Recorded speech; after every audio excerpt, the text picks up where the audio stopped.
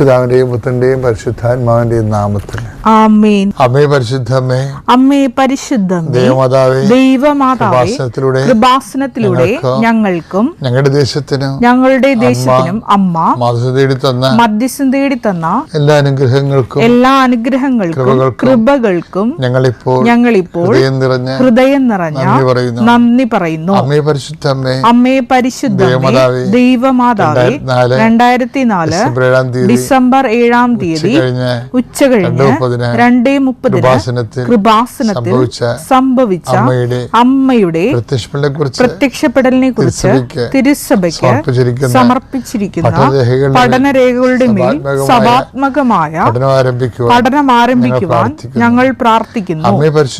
അമ്മേ പരിശുദ്ധമേ, ഭൂസ്വർലോകങ്ങളുടെ രാജ്ഞിയായ അങ്ങേയ്ക്ക് ഭൗമ സംരക്ഷണത്തിനായി പ്രപഞ്ചപ്രകൃതിയെ തന്നെ തിരുസഭ പ്രതിഷ്ഠിക്കുവാൻ ഈ പ്രത്യക്ഷീകരണ വഴി ഇടയാക്കണമേ. പരിശുദ്ധമ്മേ, ജപമാല മാതാവേ, സകല കൃപാസനം പ്രാർത്ഥനകളോടും ചേർത്ത് ഞങ്ങളിപ്പോൾ പ്രാർത്ഥിക്കുന്ന ഈ കുടുംബത്തിന്റെ പ്രത്യേക നിയോഗം.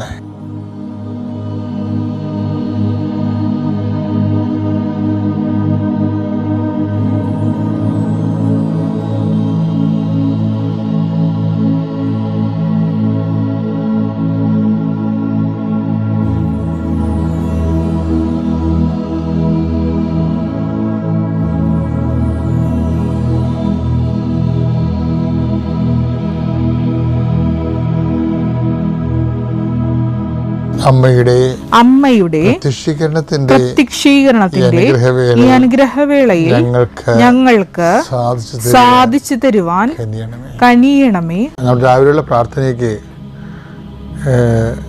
നമ്മുടെ ഓരോ ദിവസത്തിന് വേണ്ട ഡെയിലി ബ്രെഡാണല്ല ഇത്.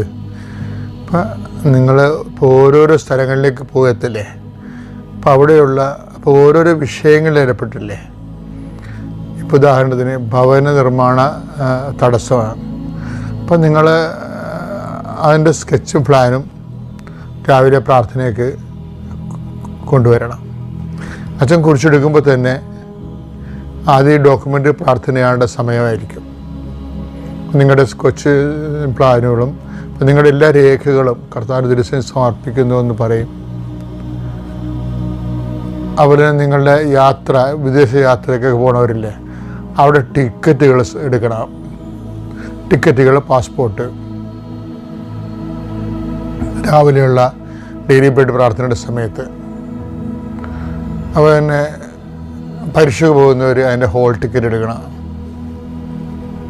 ആശുപത്രി പോകുന്നവർ അതിൻ്റെ ആശുപത്രിയുടെ ബുക്കില്ലേ, ആശുപത്രിയുടെ നിങ്ങളുടെ ഡയഗ്നോസിൻ്റെ പേപ്പറും മരുന്ന് എഴുതി പ്രിസ്ക്രിപ്ഷൻ പേപ്പർ ആവശ്യങ്ങൾ രാവിലെ എടുക്കണം. ആ മേഖലകളിലെല്ലാം കർത്താവിനത് പരിശുദ്ധമ്മയുടെ മാധ്യസ്ഥത്തിൽ ഇത് ഉടമ്പടി പ്രാർത്ഥനയുടെ തന്നെ മറ്റൊരു അതിൻ്റെ ഭാഗമായിട്ട് വരുന്നതാണ്. അവർക്ക് വീഞ്ഞില്ല എന്ന് അമ്മ പറയുന്നിടത്ത് വെച്ച് മനുഷ്യൻ്റെ ഭൗതിക ആവശ്യങ്ങളുടെ മേൽ ദൈവത്തിൻ്റെ ശ്രദ്ധ ക്ഷണിച്ചുകൊണ്ട് കർത്താവിൻ്റെ അതിൻ്റെ അകത്ത് ഉൾപ്പെടുത്തി ആ വിഷയം നമ്മളെപ്പോലെ ദൈവത്തിൻ്റെ ആക്കിയെടുക്കുന്ന ഒരു സമർപ്പണ പ്രാർത്ഥനയാണ് രാവിലെ ഈ രേഖാപ്രാർത്ഥനയൊക്കെ ഉള്ളത്, ആ വിഷയം. പിന്നെ അതുപോലെ തന്നെ അച്ഛൻ പറഞ്ഞായിരുന്നു, നിങ്ങൾ ഇപ്പോൾ ഒരു പശുത്തൊഴുത്ത് കെട്ടാൻ പോയിടം വിചാരിച്ചു. അപ്പോൾ ആ പ്രാർത്ഥന നിങ്ങൾ കൂരേണ്ടത് ആ സ്ഥാനത്ത് പോയി നിന്നാണ് കൂരേണ്ടത്. അടുക്കള കെട്ടുന്നവരും എസ്റ്റർ എടുക്കുന്നവരും കാർ ഷെഡ് ചെയ്യുന്നവരും ഒക്കെ ഈ പ്രാർത്ഥന അവരുടെ ആ ഉദ്യമമില്ല. ഇപ്പോൾ ഈ നിലവിലിരിക്കുന്ന ഉദ്യമം എന്താണ്? ചിലപ്പോൾ ഒരു ചെറിയ ഷോപ്പ് ചെയ്യുന്നവരായിരിക്കും.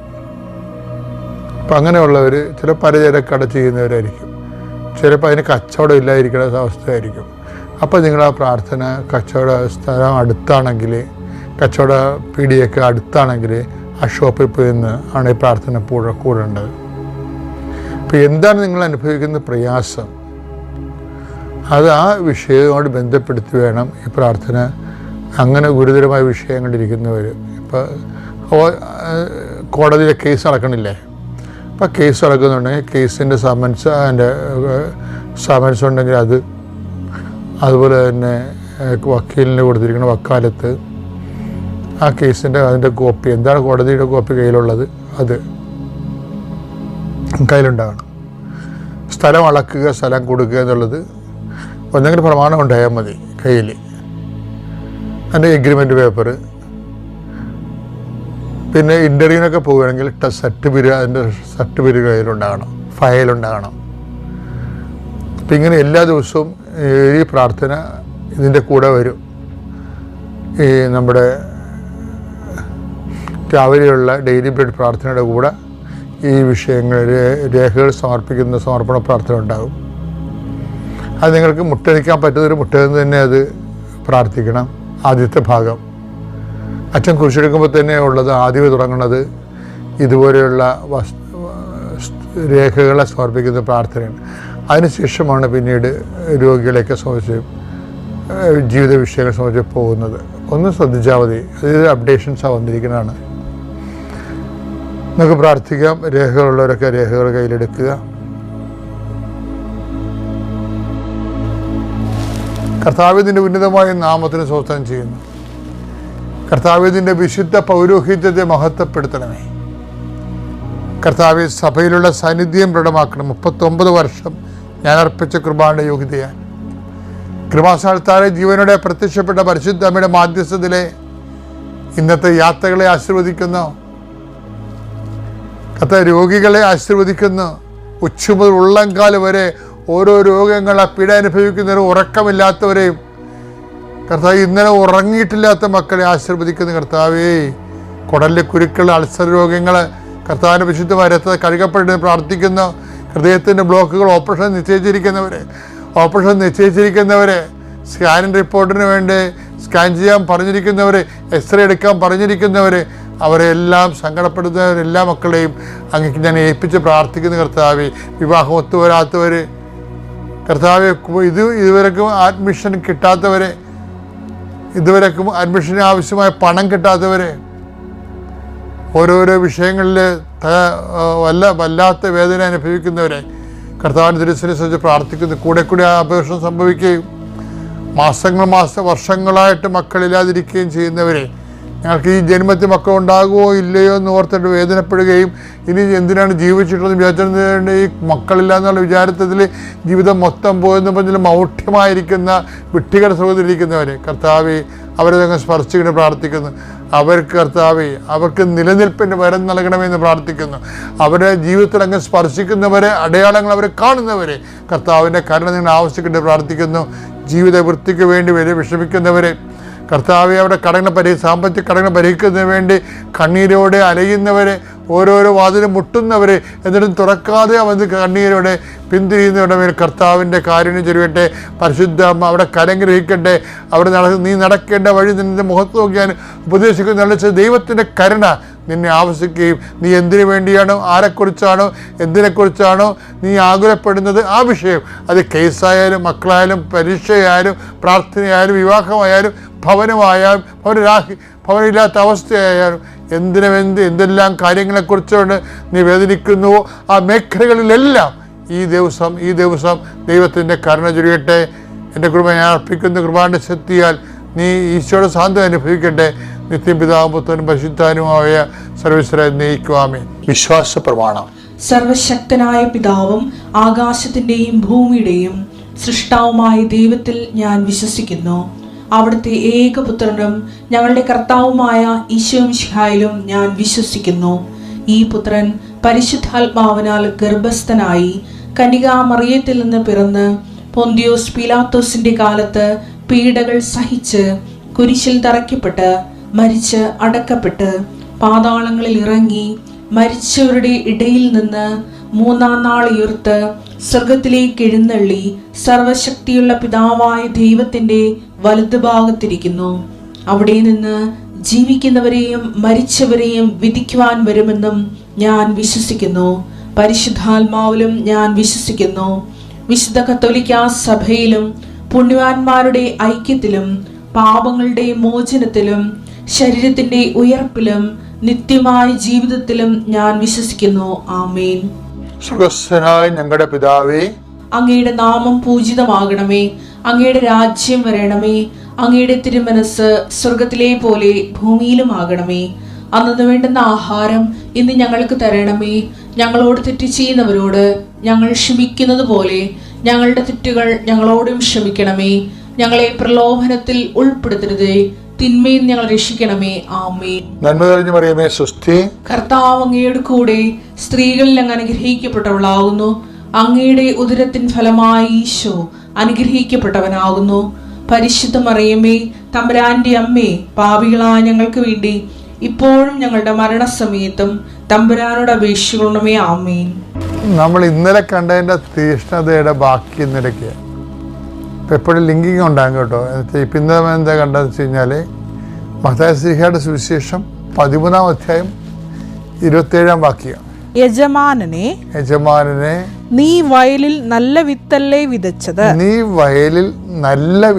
വിതച്ചത്, പിന്നെ കളകൾ ഉണ്ടായത് എവിടെ നിന്ന്?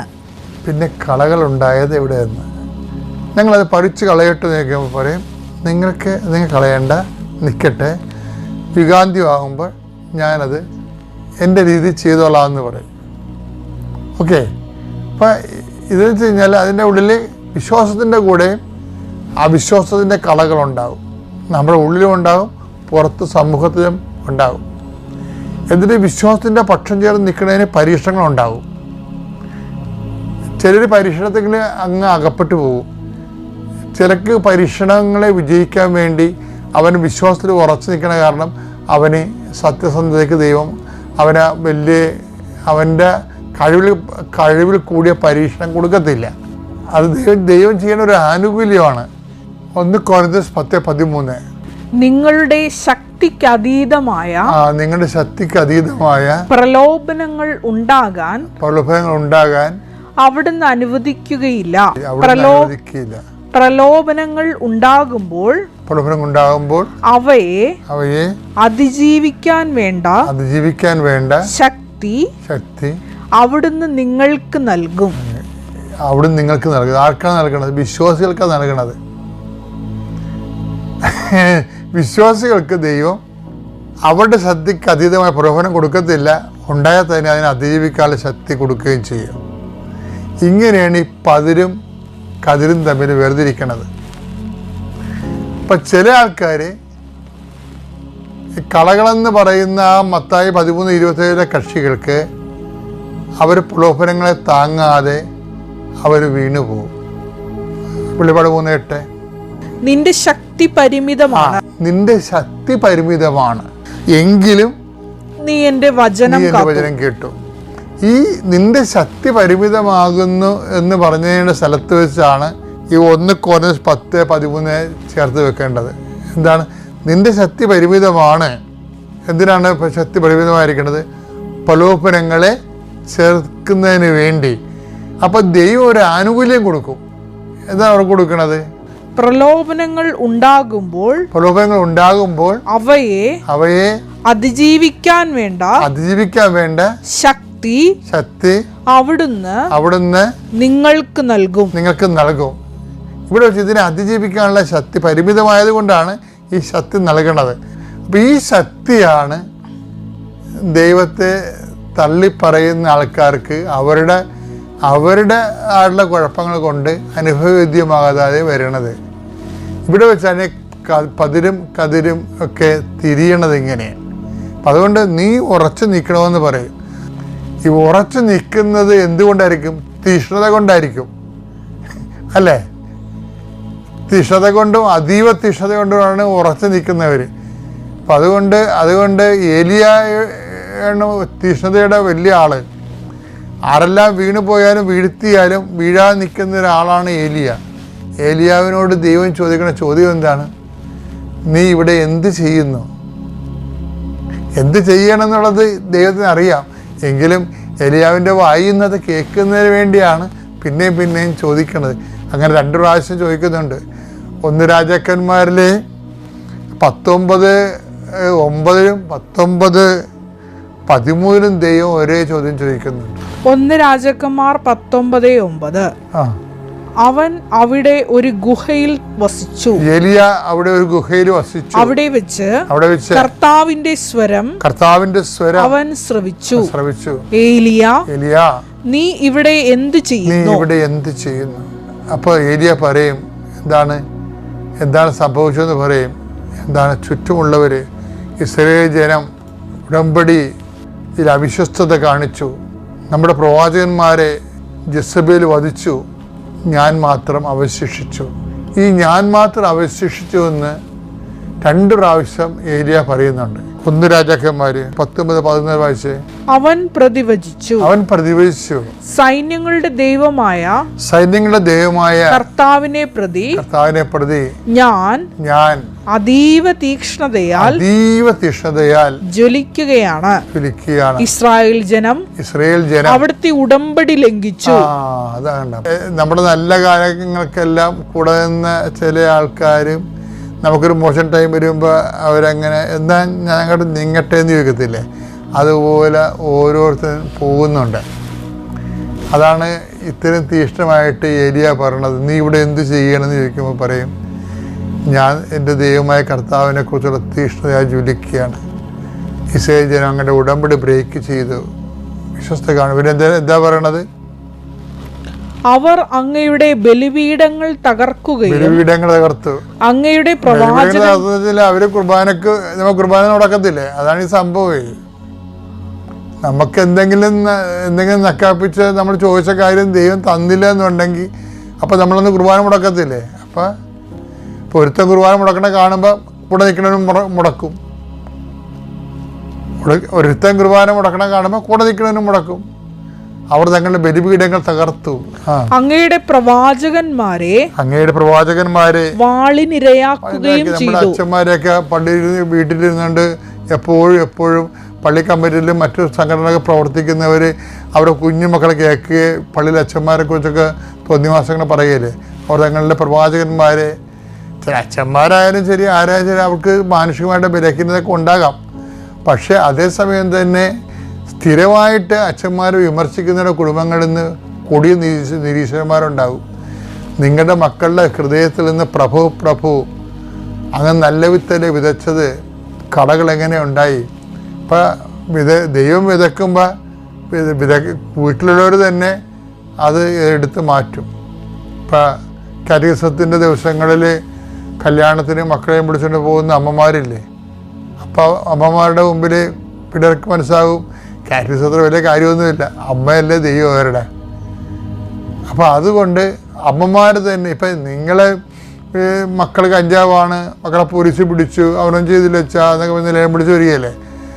അപ്പോഴൊക്കെ ഞാൻ അവരോട് ചോദിക്കും, നിങ്ങൾ നല്ല കാലത്ത് ഈ കുഞ്ഞുങ്ങൾക്ക് ദൈവപേടി കൊടുക്കാതെ അടിയന്തരത്തിന് അനിയത്തിൻ്റെ കല്യാണം മനസ്സമ്മതം എന്നൊക്കെ പറഞ്ഞുകൊണ്ട് കാറ്റഗറിസം മുടക്കി ഇതിനൊക്കെ വലിച്ചുകൊണ്ട് പോകണില്ലേ? അതിപ്പോൾ എന്ത് ചെയ്യും? ഇപ്പം അന്ന് അവരുടെ ഉള്ളിൽ നിന്ന് ദൈവം നിങ്ങളെ എടുത്തു കളഞ്ഞു. അത് ശത്രു ചെയ്ത പണിയാണെന്ന് കളകൾ വിതച്ചു. അതിനേക്കാൾ പ്രധാനപ്പെട്ടാണ് മനസ്സമ്മതം എന്ന് പറഞ്ഞുകൊണ്ട് വിളിച്ചുകൊണ്ട് പോകും. അപ്പം നമുക്കറിയത്തില്ല, പിന്നീട് ഇത് തിരിച്ചു വരും എല്ലാം കൂടി.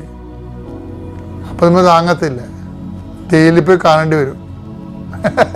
അതാണ് പ്രശ്നം. ആരും കുറ്റം പറഞ്ഞിട്ട് കാര്യമില്ല. അപ്പം അതുപോലെ തന്നെ എപ്പോഴും സന്ദേഹമാണ്. ഇപ്പം ഇങ്ങനെ വരുമ്പോൾ മറ്റുള്ളവരൊക്കെ ഇങ്ങനെ ചെയ്യുമ്പോൾ നമുക്കും അങ്ങനെ ചെയ്യാൻ തോന്നും. അതുകൊണ്ടാണ് ഈ ഏലിയ പ്രത്യേകം പറയണത്, ഇങ്ങനെയൊക്കെ സംഭവിച്ചു, കൂടെ നേരൊക്കെ പോയി, ഞാൻ മാത്രം അവശേഷിച്ചു. അപ്പോൾ ദൈവതിരുസന്നിധി ചിലപ്പോൾ 99 പോയെന്ന് വരും.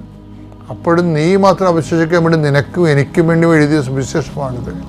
ഞാൻ മാത്രം അവശേഷിച്ചു. പ്രാർത്ഥിക്കുക, കർത്താവായ ദൈവമേ, എല്ലാ തരത്തിലുള്ള പ്രലോഭനങ്ങളും ആത്മീയ വീഴ്ചകളും വിശ്വാസ തകർച്ചകളും സംഭവിക്കുമ്പോഴും ഏലിയായെ പോലെ വിശ്വാസത്തിന്റെ പേരിലെ ദൈവസ്നേഹത്തിന് വേണ്ടി നിലനിൽക്കുവാൻ അതിജീവിക്കുവാൻ എന്നെ അഭിഷേകം ചെയ്യണമേ. എൻ്റെ പേര് ഷീന സജി. ഞാൻ കോഴിക്കോട് കൂടരഞ്ഞിയിൽ നിന്ന് വരുന്നു. എൻ്റെ മോന് കിട്ടിയ ഒരു രോഗസൗഖ്യത്തെക്കുറിച്ച് സാക്ഷ്യം പറയാനായിട്ടാണ് വരുന്നത്. മോന് ചെവി വേദനയും ജലദോഷവുമായിരുന്നു. ജലദോഷവുമായിട്ട് ഞങ്ങൾ 2-3 ആശുപത്രിയിൽ കൂടെ കൊണ്ടുപോയി മരുന്ന് മേടിച്ചു കൊടുത്തു. ഡോക്ടർ പറഞ്ഞു സാധാ ജലദോഷമാണ്, പനിയാണെന്ന് പറഞ്ഞു. അങ്ങനെ മൂക്കിലിറ്റിക്കാനും ചെവിയിലൊഴിക്കാനും ഒക്കെ മരുന്ന് തന്നു. അതിങ്ങനെ ഒഴിച്ചു കൊടുത്തോണ്ടിരുന്നു. എന്നാലും ചെവിയുടെ വേദന മാറുകയോ പനി പോവുകയോ ചെയ്തിരുന്നില്ല. ഒരു ദിവസം രാത്രിയിൽ ഒരു 2 മണിയായപ്പോൾ മകനൊരു കരച്ചിൽ കേട്ടു. ഞാൻ ഓടിച്ചെന്ന് നോക്കിയപ്പം മകൻ്റെ ചെവിയിൽ നിന്ന് അതിശക്തമായിട്ട് ബ്ലഡ് വരികയും ആ ബ്ലഡ് ഇങ്ങനെ ഒലിച്ചു ഇറങ്ങുകയാണ്. അപ്പോൾ തന്നെ ഞാൻ ഹസ്ബൻഡിനെയും പിള്ളേരെയൊക്കെ വിളിച്ചു, വേഗം കൊച്ചിൻ്റെ ചെവിയിൽ നിന്നും ബ്ലഡ് വരുവാന്ന് പറഞ്ഞു. ആ സമയം തന്നെ ഞങ്ങൾ മുക്കം KMCT ആശുപത്രിയിൽ കൊണ്ടുചെല്ലുകയും അവിടെ ചെന്നപ്പോൾ ഡോക്ടർ പരിശോധിച്ചിട്ട് പറഞ്ഞു ചെവിയുടെ പാട പൊട്ടിയതാണ്, ചെവിക്ക് കേൾവിക്കുറവ് വരാൻ സാധ്യതയുണ്ട്, ഇനി അത് ക്ലിയറായി കിട്ടുമോ എന്നുള്ള കാര്യം സംശയമാണ്, വേണമെങ്കിൽ ഓപ്പറേഷൻ ചെയ്യേണ്ടി വരും. തൽക്കാലം ഇപ്പം 2 ആഴ്ചയോടെ അഡ്മിറ്റ് ചെയ്ത് ആൻറ്റിബയോട്ടിക് എടുക്കുകയൊക്കെ ചെയ്യാമെന്ന് പറഞ്ഞു. അങ്ങനെ 2 ആഴ്ചയോടെ അഡ്മിറ്റായി.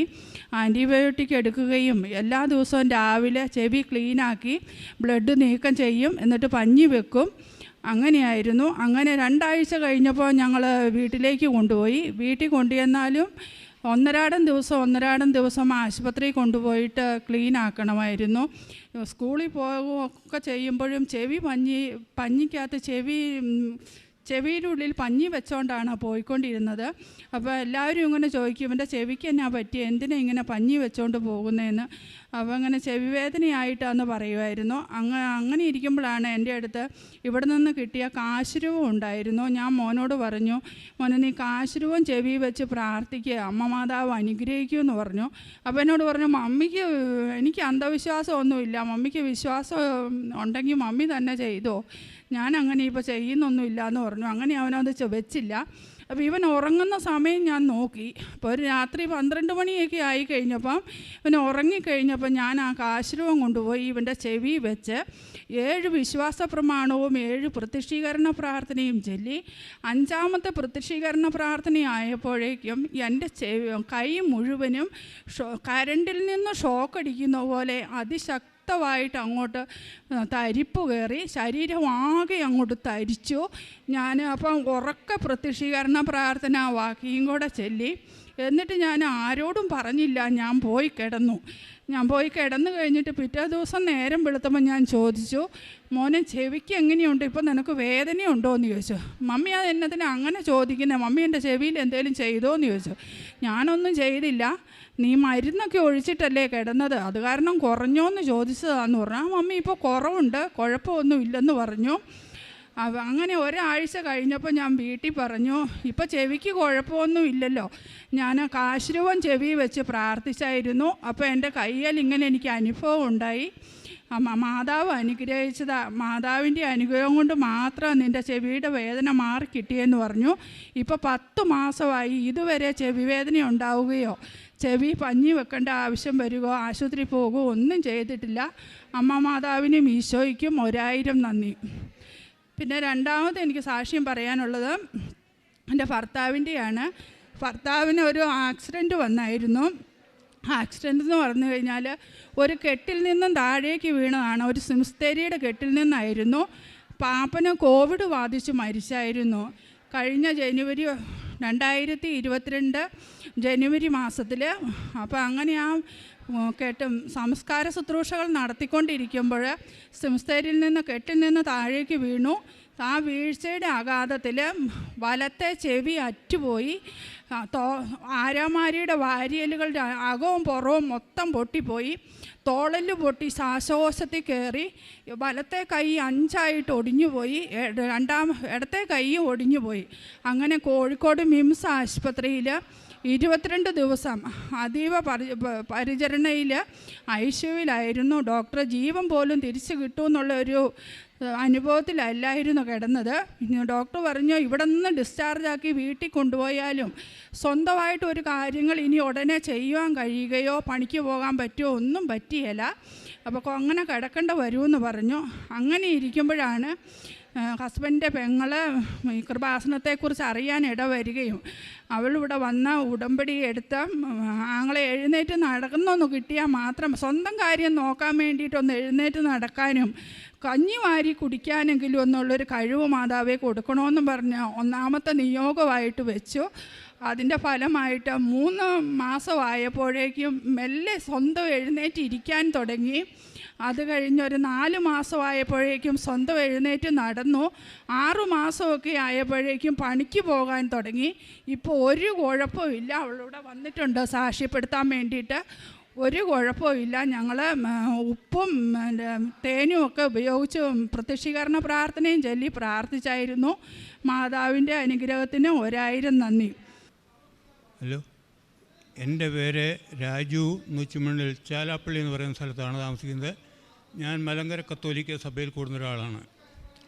ഞാൻ 2019 ഈ കൃപാസനത്തിൽ വരാനുള്ള കാര്യം എൻ്റെ ഭാര്യ മകളുടെ അടുത്ത് നിൽക്കുകയാണ് അമേരിക്കയിൽ. അപ്പം ഞാൻ തന്നെയാണ് താമസിക്കുന്നത്. അപ്പം ഞങ്ങൾക്ക് 46 ലക്ഷം രൂപ കടമുണ്ട് വീട് വെച്ച്.